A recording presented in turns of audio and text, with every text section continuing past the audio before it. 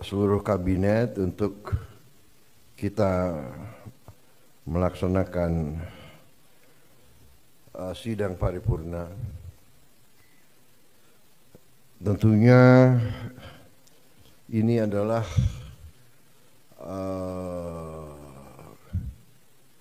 pertemuan kita sesudah kita resmi 3 bulan menjabat setelah saya dilantik tanggal 20 Oktober yang lalu, kemudian saudara-saudara dilantik besok harinya tanggal 21, dan para wakil menteri sorenya. Jadi kita resmi menjabat, menjalankan mandat dari rakyat 3 bulan.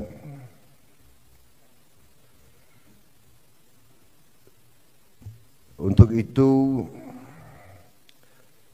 walaupun sebetulnya saya tidak pernah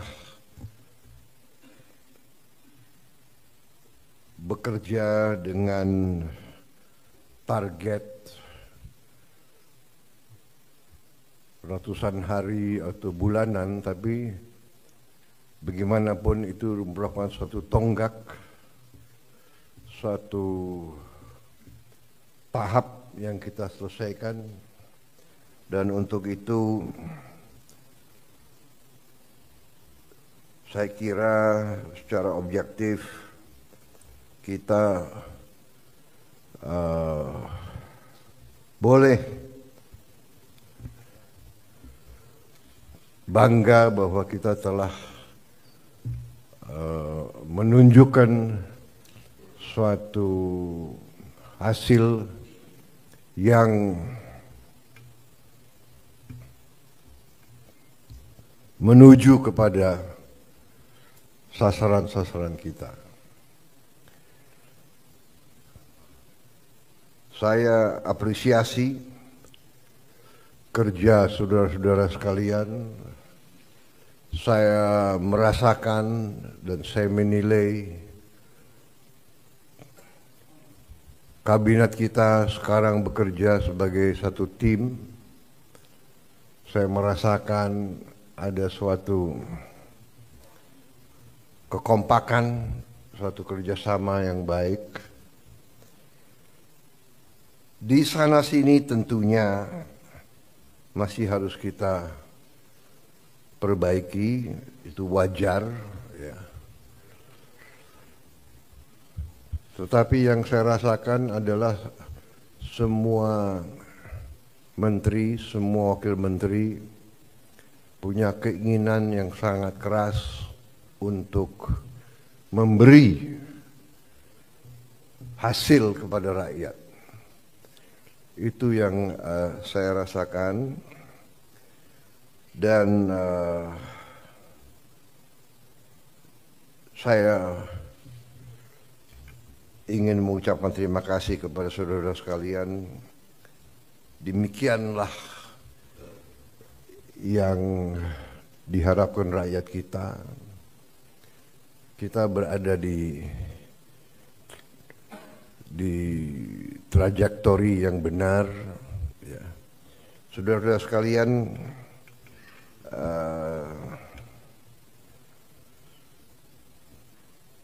saya tadi pagi kebetulan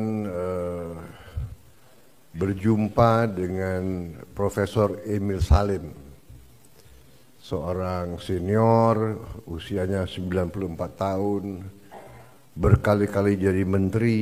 Ya, beliau menyampaikan pesan-pesan, menyampaikan harapan-harapan, dan menyampaikan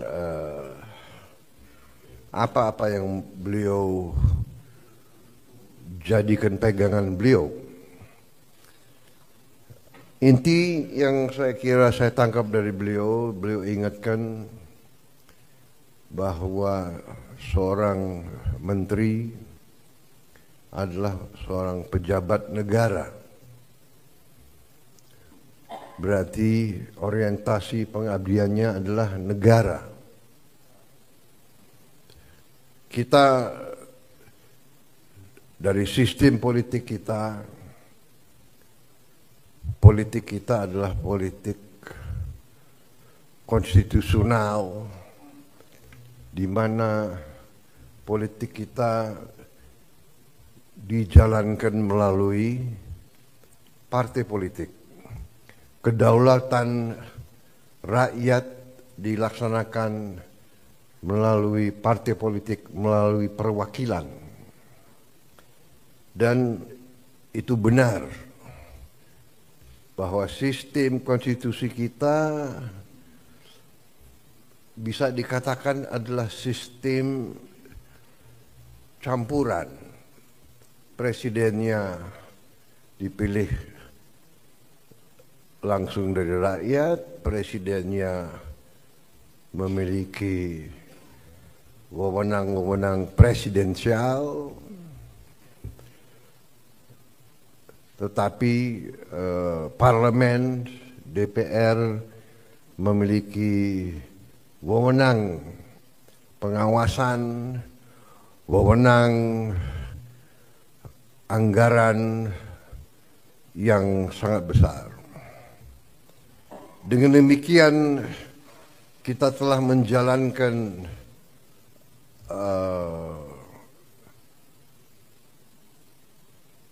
statecraft kita, bernegara kita telah jalankan dengan tahap demi tahap, tahun demi tahun, melalui pengalaman, melalui cobaan, melalui rintangan, tapi tahap demi tahap kita telah maju, telah menyelesaikan masalah-masalah bangsa dan masalah-masalah negara. Dengan demikian, saudara-saudara, apa yang tadi disampaikan sebagai harapan para senior kita diingatkan bahwa sebagai pejabat negara, orientasi kita pertama untuk negara. Kita memang ada yang berasal dari partai politik, ada yang berasal dari organisasi kemasyarakatan dan sebagainya. Ada yang berasal dari dunia akademi, dunia ilmuwan, ada yang dari NGO, dari LSM. Tapi begitu kita sudah disumpah, begitu kita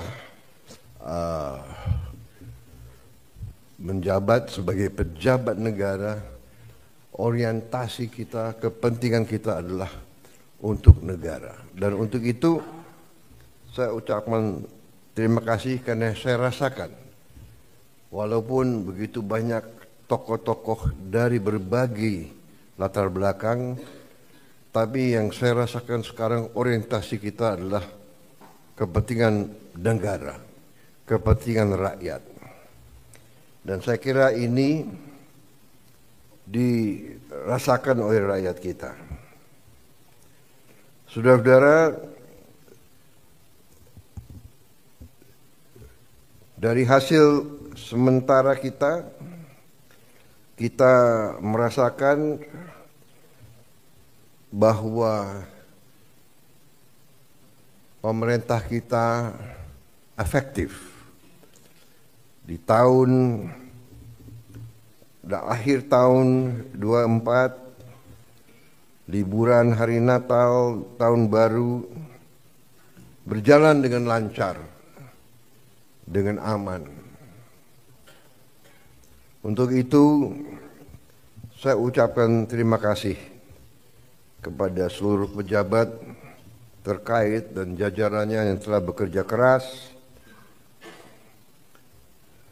Menko Polkam, Menko Infrastruktur, Menko Pangan, semua Menko, Kapolri, Panglima TNI yang bekerja keras menjamin keamanan, keselamatan, Menteri Perhubungan, Menteri BUMN, dan semua menteri-menteri lain yang saya monitor turun ke bawah, turun ke lapangan, monitor perkembangan.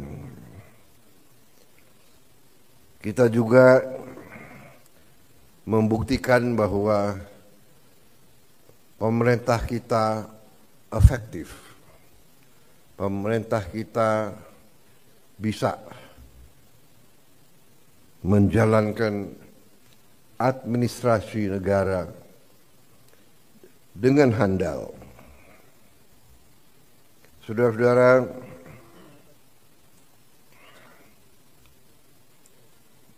bagaimanapun di bulan-bulan yang kritis tersebut biasanya ditandai oleh banyak kecelakaan lalu lintas, ditandai oleh ketersediaan bahan pangan, bahan-bahan pokok yang penuh dengan fluktuasi harga dan sebagainya. Kali ini kita berhasil untuk menjalankan suatu keadaan yang stabil, penuh ketenangan, penuh kesejukan. Di tengah banyak dunia dilanda konflik, ketegangan, krisis, bahkan perang, kita mampu menjaga kesejukan, ketenangan, perdamaian di negara kita. Saudara-saudara sekalian, saya juga terima kasih dalam 3 bulan kita telah memberi bukti kepada rakyat kebijakan-kebijakan kita adalah kebijakan-kebijakan yang berpihak kepada rakyat, berpihak kepada kepentingan negara. Yang pertama tentunya saya menyampaikan apresiasi kepada Menteri Keuangan dengan semua timnya yang telah menyusun APBN dengan baik, dengan cermat, kerja keras, karena saya terus-menerus monitor, saya terus-menerus menuntut penghematan, efisiensi. Saya menuntut keberanian memotong hal-hal yang tidak esensial. Saya tegaskan bahwa kriteria anggaran yang akan kita laksanakan, kriteria pertama adalah harus bisa menciptakan lapangan kerja.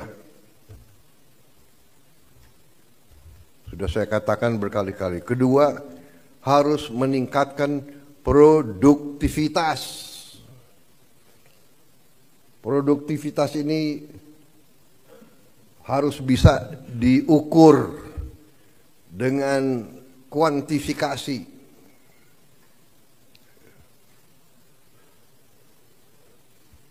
Berapa devisa yang dihasilkan? Berapa devisa yang dihemat?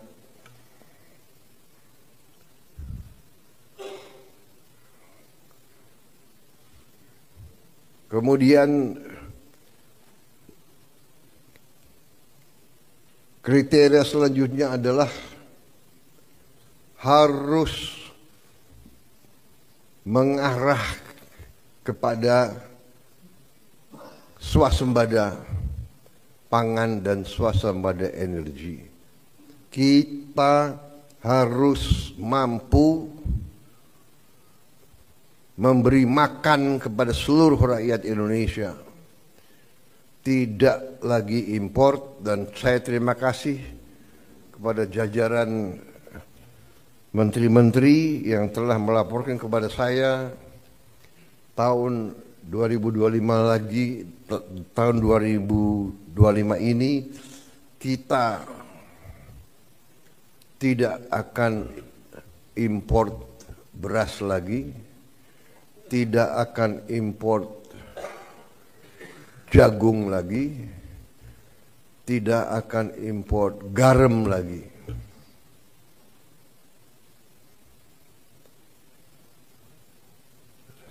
Artinya, target yang saya berikan kepada kabinet bahwa Indonesia kita harus swasembada pangan dalam waktu 4 tahun. Alhamdulillah target itu bisa kita capai akhir 2025, paling lambat awal 2026. Jadi mungkin 3 tahun lebih cepat dari sasaran yang kita tetapkan. Artinya bahwa dengan niat baik, dengan kerja keras, ya, dengan orientasi kepada negara dan bangsa, kebijakan yang masuk akal akan membuahkan hasil yang cepat. Ini harus kita yakini.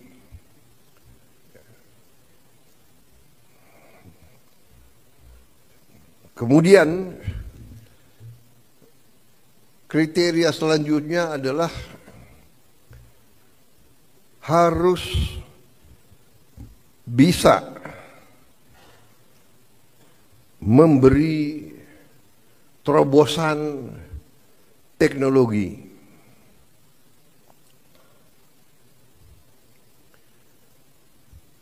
Dari prioritas kita itu, satu tadi bahwa harus menciptakan lapangan kerja, tingkatkan produktivitas, swasembada pangan, swasembada energi. Dengan swasembada pangan dan swasembada energi kita aman. Kita tidak boleh bergantung kepada sumber di luar negeri. Sudah berkali-kali saya tekankan itu. Dalam krisis dunia tidak ada negara yang akan mengizinkan pangan keluar dari negaranya. Ini sudah hukum sejarah. Dan kriteria selanjutnya harus bisa menghasilkan terobosan teknologi. Berarti pengeluaran investasi untuk sumber daya manusia, untuk pendidikan, untuk sains dan teknologi, ini termasuk sesuatu yang vital dan sesuatu yang harus kita jalankan. Jadi saudara-saudara, saya tegaskan kembali bahwa hal-hal di luar itu yang bersifat seremoni, upacara, merayakan ulang tahun ini, ulang tahun itu, hari ini, hari itu, kita tidak anggarkan. Perayaan sejarah, perayaan ulang tahun laksanakan secara sederhana di kantor, di ruangan. Kalau perlu yang hadir hanya 15 orang, sisanya di Vikonken.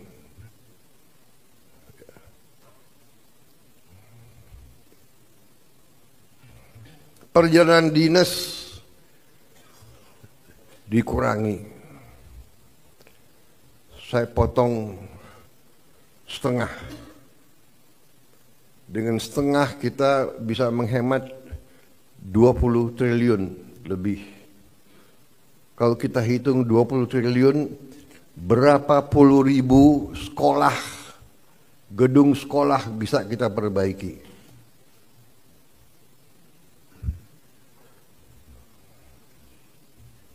Jadi saya katakan benar-benar bahwa saya sangat serius dalam hal ini.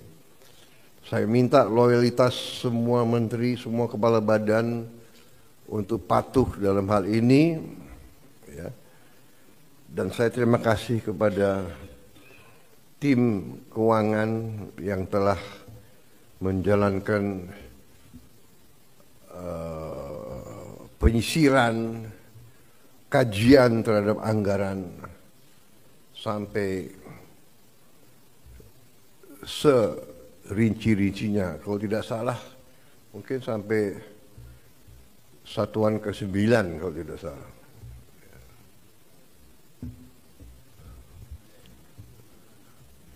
Mungkin pertama kali dalam sejarah ya Presiden Republik Indonesia mengecek sampai satuan ke-9. Jadi saudara-saudara pun mungkin tidak tahu anggaran-anggaran tersebut, ya. Karena kita sudah lama jadi orang Indonesia, tapi ini saya kira sesuatu yang membanggakan.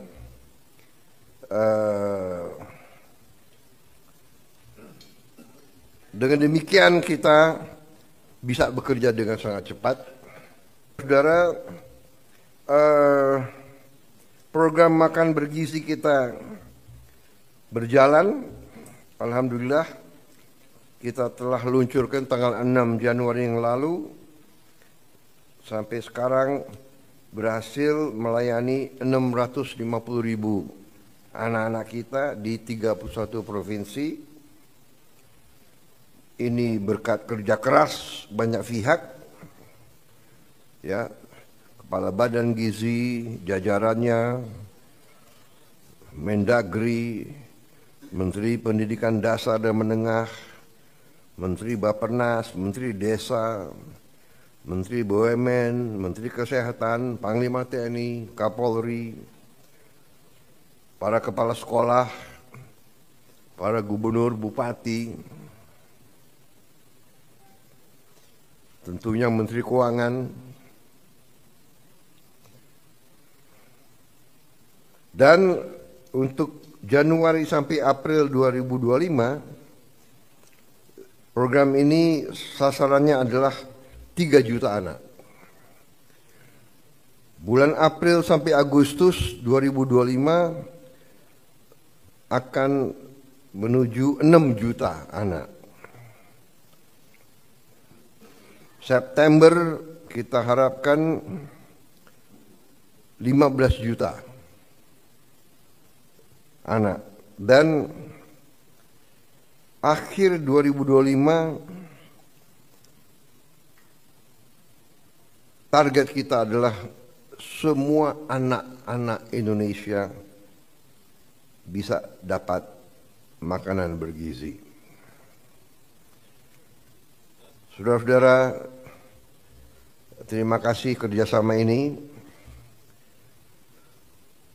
Seluruh kementerian lembaga ikut mengamankan dan menyukseskan program ini. Kita akan bersinergi dengan pemerintah daerah,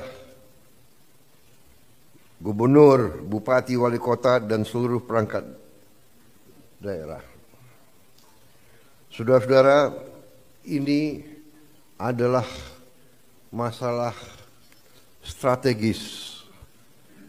Kita memperkuat masa depan Indonesia. Anak-anak Indonesia harus kuat, harus cerdas, harus semangat, harus sekolah dengan baik. Saya percaya dalam waktu yang tidak lama kita akan melihat peningkatan hasil kemampuan akademis anak-anak kita. Saya juga bertekad untuk melakukan langkah-langkah intervensi kepada semua sekolah di Indonesia. Sekolah dasar, sekolah menengah, SMP, SMA, semua sekolah yang dibina oleh pesantren dengan teknologi. Kita akan masuk ke semua sekolah dengan teknologi. Kita ingin mempercepat penyampaian pelajaran untuk semua sekolah kita. Saudara-saudara, saya juga berterima kasih kepada Menko Perekonomian dan tim ekonomi yang telah menggagas, menyusun konsep-konsep yang diwujudkan dalam produk-produk, dalam kebijakan-kebijakan yang pro rakyat, penghapusan hutang kepada petani dan nelayan yang mengalami kesulitan membayar sekian belas tahun, kemudian juga berbagai bantuan langsung, berbagai bantuan mengurangi kewajiban-kewajiban terutama rakyat yang di golongan yang paling bawah dan paling lemah.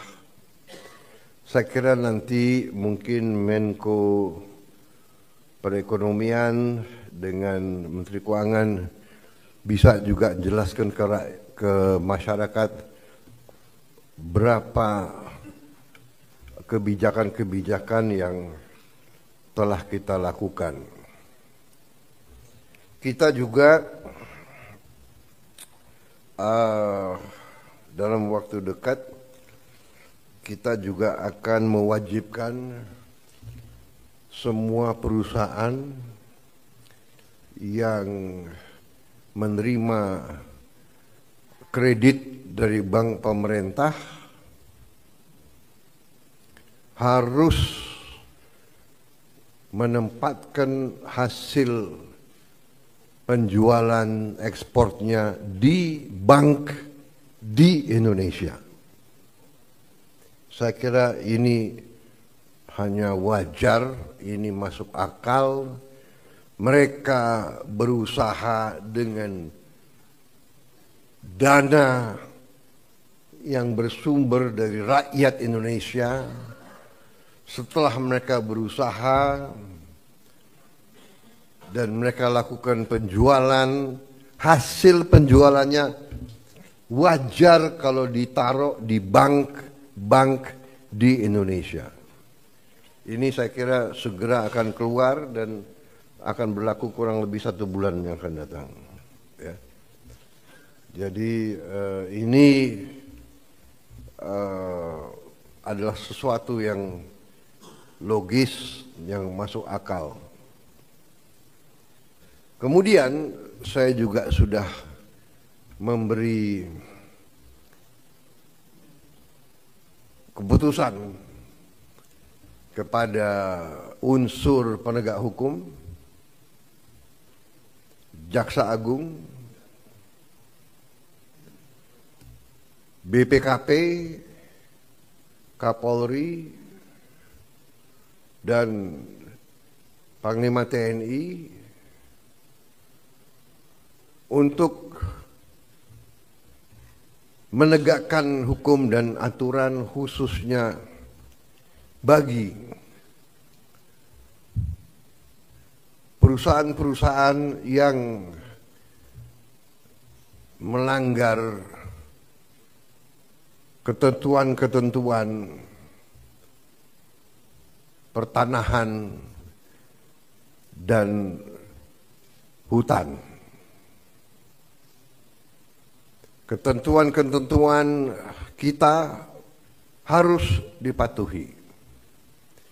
Tidak ada yang memiliki perlakuan khusus.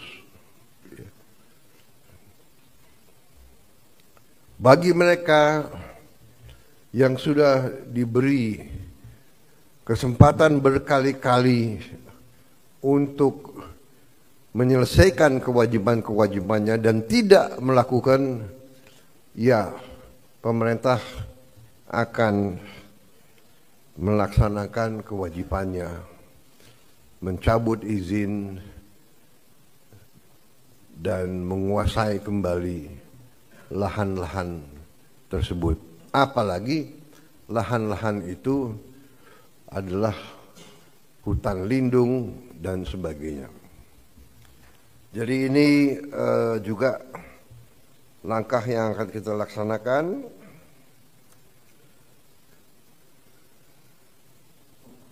Saudara-saudara sekalian, saya juga sangat berterima kasih kepada banyak jajaran. Baru hari Senin kemarin saya mendapat kehormatan meresmikan 37 proyek strategis ketenaga listrikan nasional, mencakup 26 pembangkit listrik dengan kapasitas total 3,2 gigawatt serta 11 jaringan transmisi dan gardu induk di 18 provinsi. Sebagian besar dari pembangkit listrik ini adalah energi bersih, energi terbarukan.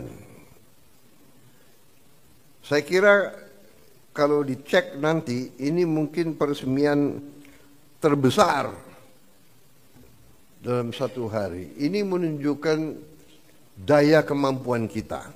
Ya, we can do it. Dan ini saya harus sampaikan bahwa ini hasil kerja keras pemerintah-pemerintah sebelum pemerintah kita. Jadi marilah kita selalu menghormati semua pihak, semua yang telah bekerja keras, pendahulu-pendahulu kita. Kita sampai di sini bukan seketika. Kita sampai di sini karena perjalanan jauh. Pembangunan suatu bangsa bukan pembangunan 1 tahun, 5 tahun, 10 tahun. Pembangunan suatu bangsa adalah puluhan tahun. Apa yang dirintis Bung Karno, kita nikmati sekarang. Apa yang diteruskan oleh Pak Harto, kita teruskan, kita nikmati sekarang. Demikian, presiden demi presiden, Pak Habibie, Gus Dur, Ibu Mega, Pak Jokowi, ini terus. Jadi Contohnya saya baru 3 bulan menjabat, saya sudah resmikan proyek yang dilaksanakan mulai 2015, bayangkan. Jadi inilah yang saya minta menjadi alur bernegara kita. Kita ini melanjutkan suatu long march, perjalanan jauh. Estafet demi estafet kita terima. Baru nanti kita akan mencapai cita-cita kita. Saya sangat optimis bahwa kita akan sampai ke situ. Saudara-saudara,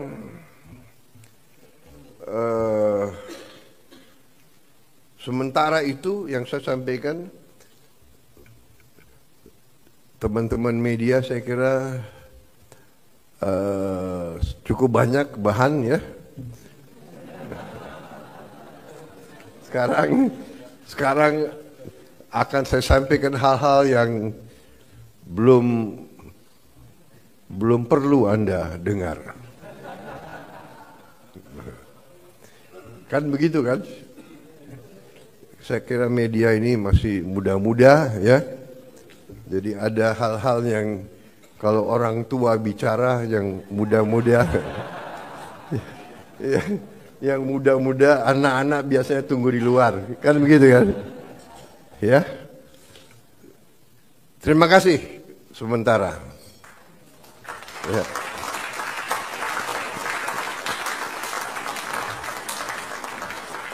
Paling lama ini ya. Zaman Pak Jokowi sebentar dia di dalam.